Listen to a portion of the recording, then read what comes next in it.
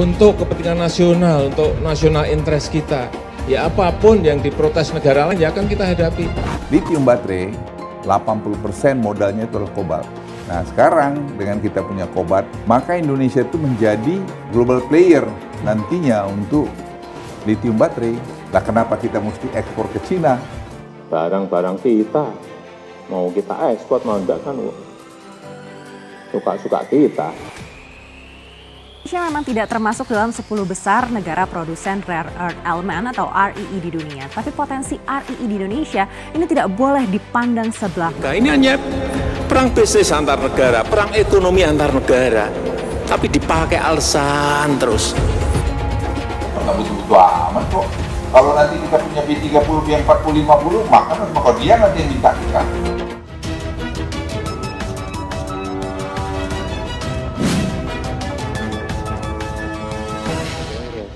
Siapapun kita hadapi. Tapi ini juga kita hadapi, ngapain kita takut? Kalau kita punya sumber daya biji itu 13,96 miliar. Pak, ini digugat oleh Eropa, ya hadapi. Digugat tambah semangat. Untuk bersama-sama melakukan eksplorasi litium, salah satu bahan untuk baterai listrik dan logam tanah jarang, Mbak. Ya kita proses saja di sini. Karena semua ini ekspornya hampir sebagian besar perginya ke Tiongkok. Nah yang menikmati nilai tambah siapa? Tiongkok. Produksi sekarang ini kurang lebih 46 juta ton per tahun. Kalau kita bandingkan dengan produk-produk lain yang mungkin serupa yang dijadikan misalnya bahan bakar, ya itu ternyata ini kita lebih ekonomis dan juga mungkin lebih ramah lingkungan. Kelapa sawit disebut sebagai emas hijau bagi negara kita Indonesia.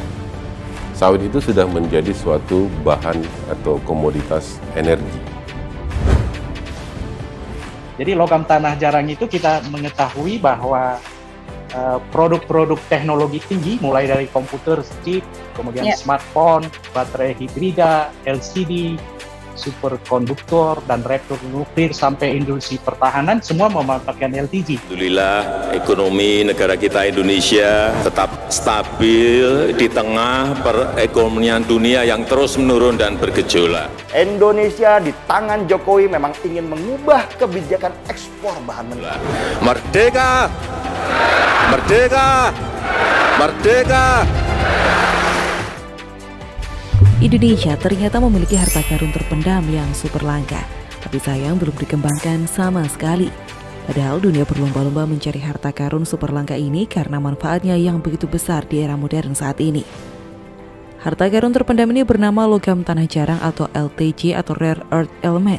Komoditas ini dinamai logam tanah jarang karena didasarkan pada asumsi yang menyatakan bahwa keberadaan logam tanah jarang ini tidak banyak dijumpai. Namun pada kenyataannya LTJ ini melimpah, melebihi unsur lain dalam kerak bumi.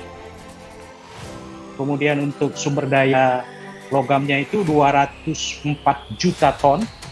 Sementara cadangan untuk bijinya itu ada sebesar 4,38 miliar.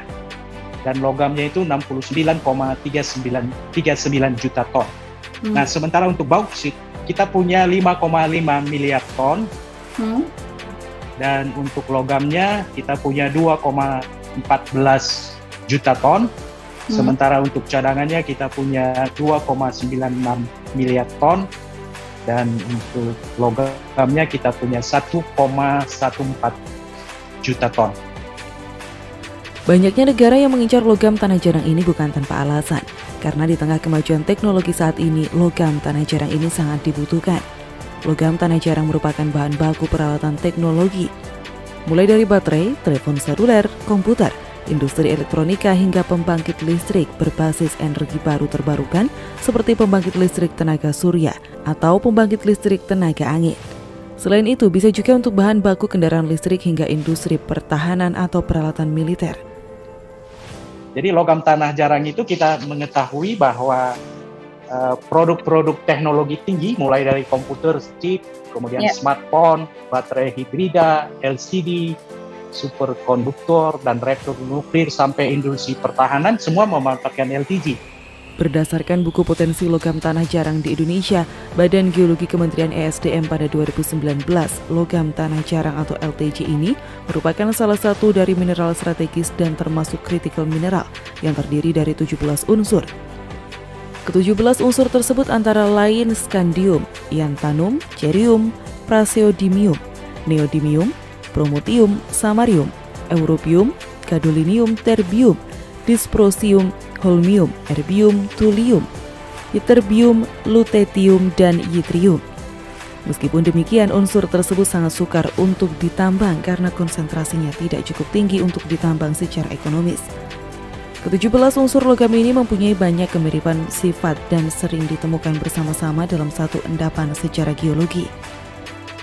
Untuk tahun 2021 ini, Mbak, kira Pak Dirjen Minerba ini punya satu kegiatan yang melibatkan Bank Pusat Penelitian dan Pengembangan Teknologi Mineral itu di bawah Badan Litbang Kementerian SDM dengan Badan Geologi. Kita mau tarung apapun, kita ini kan hentikan ekspor nikel ore keluar.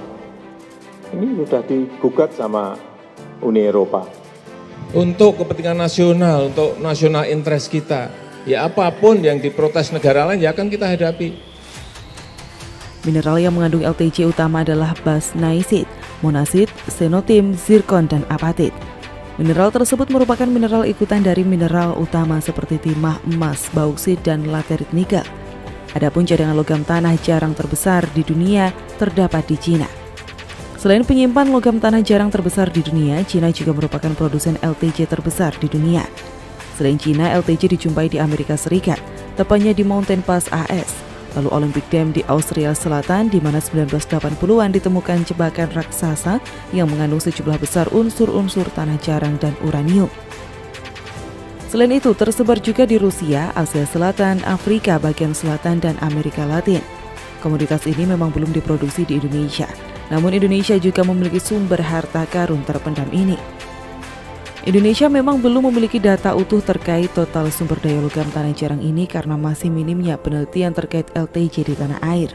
Namun berdasarkan buku Potensi Logam Tanah Jarang di Indonesia oleh Pusat Sumber Daya Mineral Batu Bara dan Panas Bumi Badan Geologi Kementerian ESDM pada 2019, sumber daya logam tanah jarang yang berhasil diteliti di beberapa wilayah tercatat mencapai 72.579 ton. Berasal dari endapan placer dan endapan lateritik. Endapan placer ini banyak dijumpai pada lokasi kaya sumber daya timah seperti di Kepulauan Riau, Kepulauan Bangka, Belitung, dan Selatan Kalimantan Barat. Sementara untuk endapan lateritik terdapat di beberapa wilayah seperti Parmonangan, Tapanuli, Sumatera Utara, Ketapang, Kalimantan Barat, Ta'an, Sulawesi Barat, dan Banggai, Sulawesi Tengah. Adapun sumber daya LTC dari endapan lateritik yang diteliti dari beberapa wilayah tersebut mengandung 20.579 ton. Harga logam tanah jarang pun fantastis. Mengutip Trading Economics, harga salah satu unsur logam tanah jarang yaitu neodymium di pasar hari ini, Rabu 25 Agustus 2021, tercatat sekitar 770.927 yuan Cina per ton atau setara 1,71 miliar rupiah per ton. Adapun cadangan logam tanah jarang terbesar dunia terdapat di Cina. Selain penyimpan logam tanah jarang terbesar di dunia, Cina juga merupakan produsen LTC terbesar di dunia. Tak ayal bila harga jual dari logam tanah jarang tersebut menggunakan indeks mata uang Cina yaitu yuan.